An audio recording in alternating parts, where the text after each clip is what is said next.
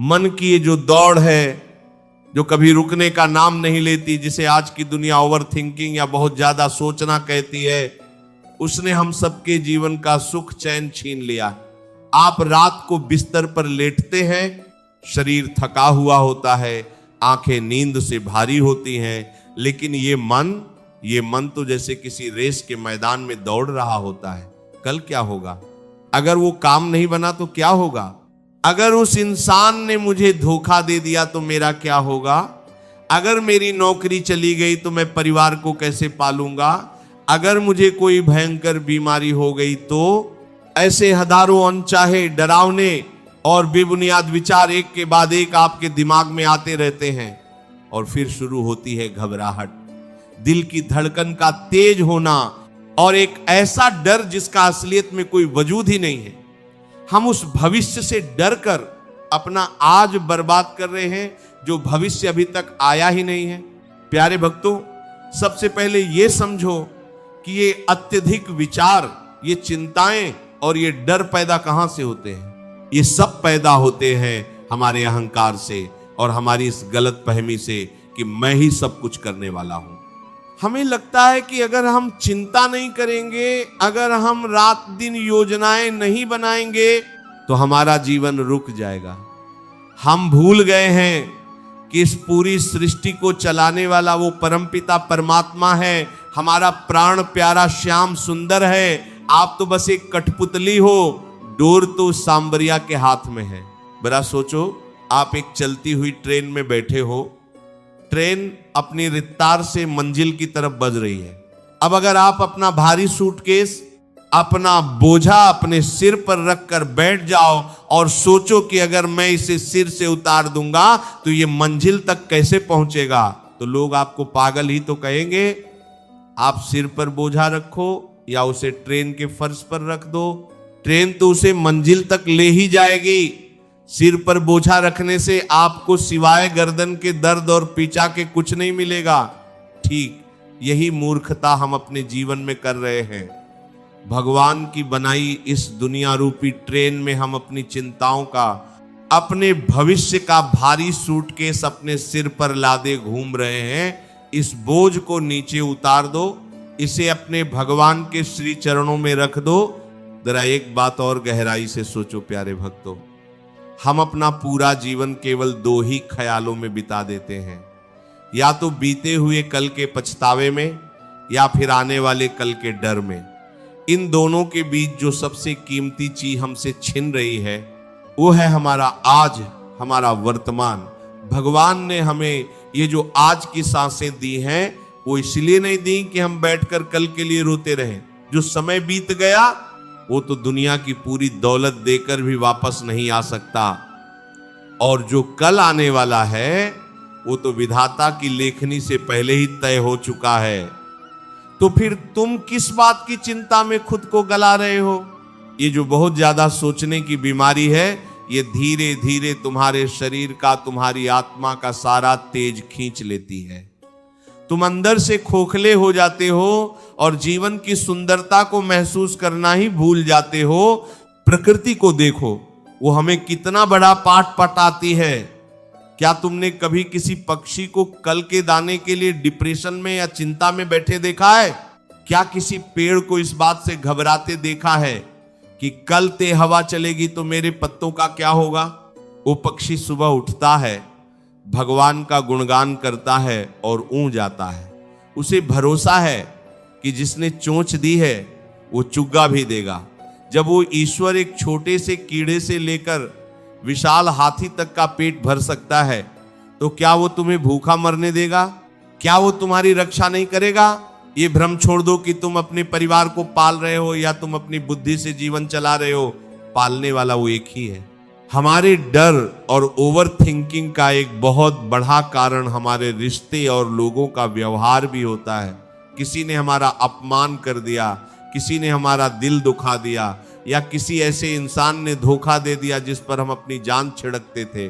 बस फिर क्या, हमारा मन उसी एक घटना को 100 बार 1000 बार याद करता है। उसने मेरे साथ ऐसा क्यों किया? मेरी क्या गलती थी? मैंने तो हमेशा उसका भला चाहा, इन सवालों के जवाब ढूंढने में हम अपनी रातों की नींद और दिन का सुकून जलाकर राख कर देते हैं। मेरे भाई, मेरी बहन, एक कड़वा सच जान लो, यह संसार स्वार्थ का बहार है। यहां रिश्ते केवल और केवल कर्मों के लेन देन से जुड़े हैं। जब तक आपका उनके साथ कर्मों का हिसाब किताब है, तब तक वो रिश्ता है। जिस दिन हिसाब पूरा हुआ, वो इंसान बदल जाएगा या दूर चला जाएगा। इंसान से सच्चा और निस्वार्थ प्रेम करने की उम्मीद ही तुम्हारे दुखों की जड़ है। निस्वार्थ प्रेम तो केवल और केवल परमेश्वर कर सकता है। जब कोई तुम्हें धोखा दे तो ओवर थिंकिंग करने के बजाय ये सोचो कि तुम्हारे पिछले जन्मों का कोई कर्या था जो आज चुकता हो गया। भगवान का धन्यवाद करो कि उसने तुम्हें एक झूठे इंसान से दूर कर दिया और तुम्हें सच्चाई दिखा दी। जो हुआ वो तुम्हारी किस्मत में तुम्हारे कर्मों के अनुसार लिखा था। तुम्हारे रोने से, तुम्हारे सिर पीटने से या तुम्हारे बहुत ज्यादा सोचने से बीता हुआ कल बदल नहीं जाएगा। जो बीत गया वो एक कटी हुई पतंग है। उसके पीछे भागकर अपना कीमती आज मत बर्बाद करो। हमेशा याद रखो, भाग्य और कर्म का एक अटूट नियम है। जो तुम्हारे हिस्से का सुख है वो दुनिया की कोई ताकत तुमसे छीन नहीं सकती, और जो तुम्हारे हिस्से का दुख है उसे तुम कितनी भी चिंता करके, कितना भी डर कर टाल नहीं सकते। फिर ये घबराहट किस बात की? तुम सोचते हो कि तुम्हारी चिंता तुम्हें आने वाले संकटों से बचा लेगी? बिल्कुल नहीं। चिंता तुम्हें संकटों से नहीं बचाती, बल्कि वो तुमसे आज के दिन की शांति भी छीन लेती है। एक मक्खी को देखा है, वो अपने ही अंदर से जाला बुनती है और फिर कभी कभी उसी जाले में उलझकर अपनी जान दे देती है। इंसान का मन भी ऐसा ही है। हम अपने ही नकारात्मक विचारों का, अपने ही ख्यालों का एक डरावना जाला बुनते हैं और फिर उसी में फड़फड़ाकर अपनी मानसिक शांति को मार डालते हैं। इस डर और घबराहट को जड़ से उखाड़ फेंकने का केवल एक ही अचूक उपाय है, और वो है अपने मन को भगवान के नाम से जोड़ देना। ये मन कभी खाली नहीं रह सकता। अगर तुम इसे भगवान के नाम से, उनकी भक्ति से नहीं भरोगे तो ये अपने आप दुनिया भर के कूठे कचरे, डर और चिंताओं से भर जाएगा। जैसे ही तुम्हें लगे कि मन में फालतू के विचार आ रहे हैं, जैसे ही लगे कि सीने में घबराहट हो रही है, उसी पल सब कुछ छोकर नाम जप शुरू कर दो। राधे राधे, हरे कृष्ण, राम राम। जो भी नाम तुम्हें प्यारा लगता है उसे अपनी सांसों के साथ जोड़ लो। मन से लड़ो मत। तुम इस मन को समझाकर या इससे बहस करके कभी नहीं जीत सकते। तुम्हें बस अपना ध्यान भटकाना है। जब कमरे में बहुत अंधेरा हो जाए और डर लगने लगे तो क्या तुम अंधेरे से लड़ते हो? नहीं, तुम बस एक छोटा सा दिया जला देते हो। नाम जप वही दिया है। जैसे ही नाम जपना शुरू करोगे, ये ओवर थिंकिंग का अंधेरा, ये डर रूपी भूत अपने आप भाग जाएगा। एक छोटे बच्चे को देखो जो मेले में अपने पिता की उंगली पकड़कर चल रहा है। क्या उस बच्चे को इस बात की चिंता होती है कि वो कहां से आया है, कहां जाएगा, रास्ते में कोई उसे मार तो नहीं देगा, या उसे भूख लगेगी तो खाना कहां से मिलेगा? नहीं, वो पूरी तरह निश्चिंत होकर मेले का आनंद लेता है, खिलौने देखता है, हंसता है। क्यों? क्योंकि उसे अपने पिता पर पूरा विश्वास है। उसे पता है कि जब तक उसके हाथ में पिता का हाथ है, दुनिया की कोई ताकत उसका बाल भी बांका नहीं कर सकती। तुम भी तो उसी परम पिता परमात्मा के बच्चे हो। तुमने उनकी उंगली क्यों छोड़ दी? तुमने दुनिया की झूठी चीजों को क्यों पकड़ लिया? जिस दिन तुम अपने हृदय से उस ईश्वर की उंगली पकड़ लोगे, ये विश्वास कर लोगे कि मेरा कान्हा मेरे साथ है, जो होगा वो मेरी भलाई के लिए ही करेगा, उस दिन तुम्हारे अंदर से हर तरह का डर हमेशा के लिए खत्म हो जाएगा। यह जीवन बहुत छोटा है और तुम्हारी हर एक सांस बहुत कीमती है। इसे दुनिया की व्यर्थ बातों में, चिंताओं में और डरों में मत गंवाओ। तुम ये शरीर नहीं हो जो बूढ़ा होगा और एक दिन मिट्टी में मिल जाएगा। तुम एक अमर आत्मा हो, ईश्वर का अंश हो। आत्मा को न तो कोई शस्त्र काट सकता है, न आग जला सकती है, न पानी भिगो सकता है, और न ही हवा सुखा सकती है। जब तुम्हारा असली स्वरूप इतना शक्तिशाली और अमर है, तो फिर मृत्यु का डर कैसा, बीमारी का डर कैसा, अपमान का डर कैसा? ये सब तो केवल इस मिट्टी के शरीर के खेल है। धैर्य रखो। धैर्य एक सच्चे भक्त का सबसे बड़ा आभूषण है। एक किसान जब खेत में बीज बोता है तो वो रोज जाकर मिट्टी खोद कर नहीं देखता कि बीज कितना बढ़ा। वो बीज को पानी देता है, खाद देता है, और फिर भगवान के भरोसे छोड़ देता है। उसे विश्वास होता है कि सही समय आने पर बीज से अंकुर फूटेगा और फसल जरूर लहलहाएगी।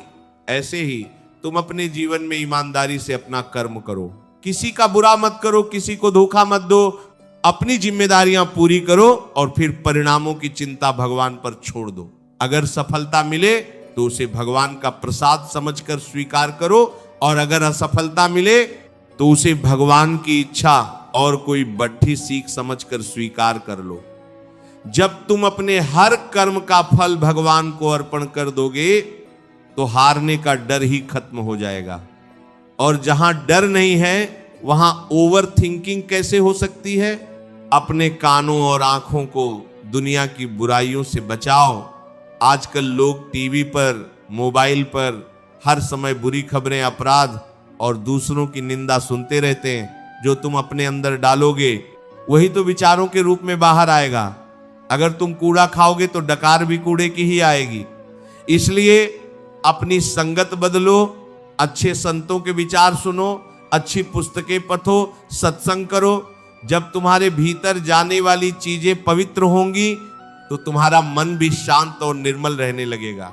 मेरे प्यारे भक्तों, आज से ही एक पक्का नियम बना लो। जब भी मन तुम्हें डराने की कोशिश करे, भविष्य के खौफनाक सपने दिखाए, तो मन से कह देना, चुप हो जा, मेरा जीवन मेरे हाथ में है ही नहीं। मेरा जीवन तो मेरे बांके बिहारी के हाथों में है। वो जो करेंगे मेरे लिए सबसे अच्छा ही करेंगे।